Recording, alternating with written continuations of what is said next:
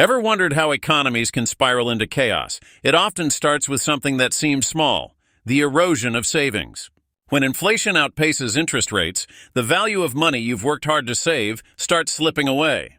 This happened in the 1970s, when Americans watched their savings shrink as inflation surged, and interest rates stayed low. It's like watching your wealth slowly melt, but that's just the beginning.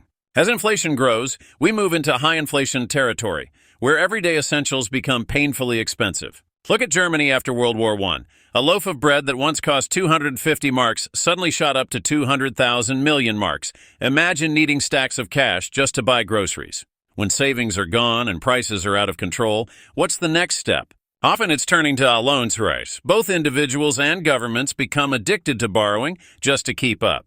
This happened across Latin America in the 1980s. Countries took on massive foreign debt, hoping to survive the storm of economic instability. But what happens when borrowing isn't enough?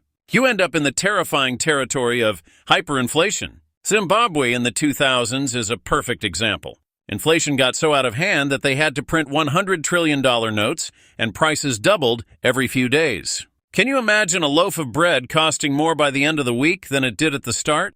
This economic chain, from the quiet erosion of savings to the chaos of hyperinflation, shows us just how fragile financial stability can be. And while this exact progression doesn't always happen, the lessons from history are clear. If economies aren't carefully managed, things can spiral fast.